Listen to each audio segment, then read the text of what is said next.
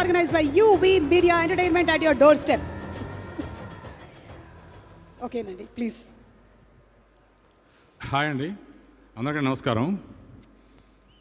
ఈ ఉగ్రం గురించి చెప్పాల్సి వస్తే ఫస్ట్ ప్రొడ్యూసర్స్ గురించి చెప్పాలి. సాహు గారు, హరీష్ గారు మార్కెటింగ్ కోసం చేసే ప్రొడ్యూసర్స్ కాదు. వాళ్ళు సినిమాని మార్కెటింగ్ కోసం ఏదో మార్కెట్ అయితే ఇంత మార్కెట్ అవుతుంది, ఇంతలో తీస్తే ఇంత లాభం వస్తుంది అని చేసే ప్రొడ్యూసర్స్ కాదు. కథకి ఎంత కావాలో అంత కాంప్రమైజ్ కాకుండా పెట్టే ప్రొడ్యూసర్స్ చాలా రేర్గా ఉంటారండి ఇలాంటి ప్రొడ్యూసర్స్. దాంట్లో ఆ లిస్టులో కూడా సాహు గారును హరీష్ గారు వస్తారు. విజయ్ ఏం కావాలన్నా అసలు ఎక్కడా కూడా కాంప్రమైజ్ కాకుండా, డైరెక్టర్కి ఏం కావాలన్నా వెనకాడకుండా, బడ్జెట్ గురించి కూడా ఆలోచించకుండా ఏం కావాలన్నా ఇచ్చారు. వాళ్ళకి నేను కృతజ్ఞతలు తెలియజేస్తున్నానండి. అసలు నెక్స్ట్ చెప్పాల్సి వస్తే విజయ్ గురించి. విజయ్ ఈ సినిమాకి చాలా కష్టపడ్డాడు. అంటే 10 డైరెక్టర్ కష్టపడతారు సినిమాలకి, ఈ సినిమాకి చాలా కష్టపడ్డాడు. ఎందుకంటే నైట్లో ఒకటిని సినిమా ఎక్కువ నైట్లో ఉంది. నెక్స్ట్ అది కాకుండా బడ్జెట్ దాటకుండా చేయాలనే ఒక తపన కూడా ఉంటుంది.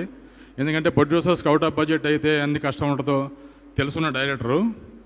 ఎందుకంటే తను కూడా హరీష్ శంకర్ గారి దగ్గర నుంచి వచ్చిన ఇది కాబట్టి, హరీష్కి కూడా ఎప్పుడేంటంటే ప్రతి రూపాయి విలువ తెలుసు కాబట్టి, ప్రొడ్యూసర్కి మన వల్ల మిగలాలనుకునే డైరెక్టర్ కాబట్టి, అలాంటి స్కూల్లోంచి వచ్చిన విజయ్ కూడా సేమ్ అంతేనండి.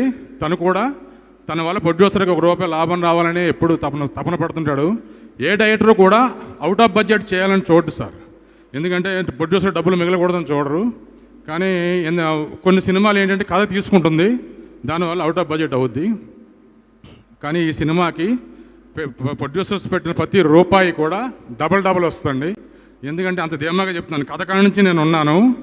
ప్రతి కథ విజయ్, వెంకట్ నాకు చెప్తారు కాబట్టి ఈ కథ విషయం తెలుసు కాబట్టి చెప్తున్నాను. దీంట్లో మంచి ఎమోషన్ ఉంది. ఆ ఎమోషన్ కనుక కరెక్ట్గా ఆడియన్కి పట్టుకుంటే చాలా పెద్ద హిట్ అవుద్ది అండి. సినిమా చాలా పెద్ద హిట్ అవుద్ది.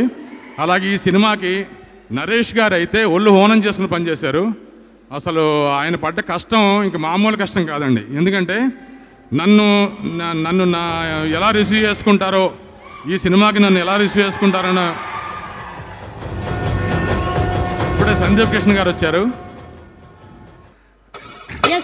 మన హీరో సందీప్ కిషన్ గారు ఎలా రిసీవ్ చేసుకుంటారో అని ఒక భయం ఉండింది ఆయనకి.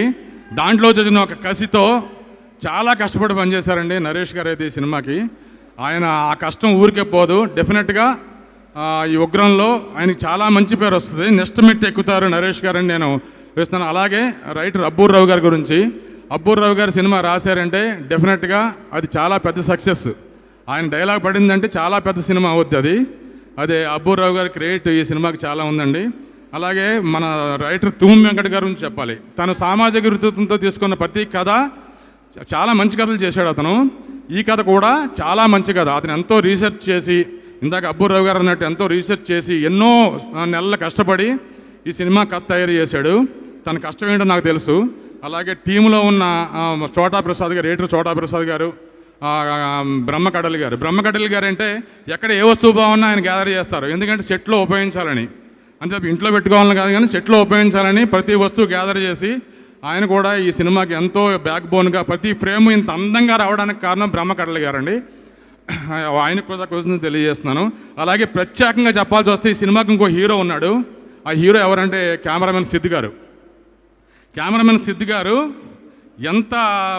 సినిమాకి ఎంత పెద్ద ఎసెట్ అంటే విజయ్కి చాలా సింక్. ఆయన విజయ్ చెప్పిన ప్రతి షాట్ని ఇంకా ఎంత బాగా తెర మీద చూపించవచ్చు అని ఎంతో తపన పడి, ఎంతో కష్టపడి, ఒకటి కాదండి ఈ సినిమాలో పంచభూతాలు ఉంటాయి.